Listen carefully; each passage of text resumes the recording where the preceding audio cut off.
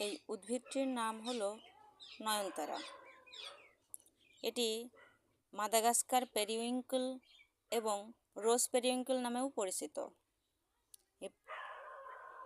এটি অ্যাপোসাইনাসি পরিবারের একটি বহুবর্ষজীবী সপুষ্পক উদ্ভিদ।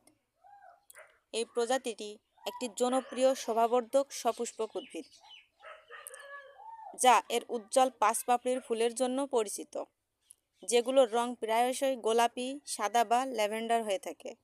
এটি একটি চিরসবুজ গুল্ম, যা উষ্ণ জলবায়ু এবং সুনিষ্কাশিত মাটিসহ বিভিন্ন পরিস্থিতিতে বেড়ে ওঠার ক্ষমতার জন্য পরিচিত। এর সৌন্দর্যের পাশাপাশি গাছটি ঐতিহাসিকভাবে বিভিন্ন ঔষধি উদ্দেশ্যে ব্যবহৃত হয়ে আসছে, যদিও যে কোনো উদ্ভিদ গ্রহণের ক্ষেত্রে সর্বদা সতর্কতা অবলম্বন করা উচিত।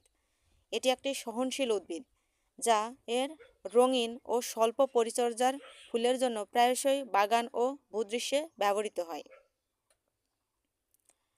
এটি মাদাগাস্কারের স্থানীয় এবং স্থানিক, তবে শোভাবর্ধক এবং ওষুধি উদ্ভিদ হিসেবে অন্যত্র চাষ করা হয় এবং এখন এর একটি প্যানট্রপিক্যাল বিতরণ রয়েছে। এটি ভিনক্রিস্টিন এবং ভিনব্লাস্টিন ওষুধের উৎস, যা ক্যান্সারের চিকিৎসায় ব্যবহৃত হয়। এছাড়াও এর শিকড় এবং কাণ্ডের নির্যাস বিষাক্ত হওয়া সত্ত্বেও বিভিন্ন রোগের বিরুদ্ধে ব্যবহৃত হয়। ঐতিহ্যবাহী চীনা চিকিৎসায় এর নির্যাস ডায়াবেটিস, ম্যালেরিয়া এবং হজকিন্স লিম্ফোমা সহ অসংখ্য রোগের বিরুদ্ধে ব্যবহৃত হয়ে আসছে।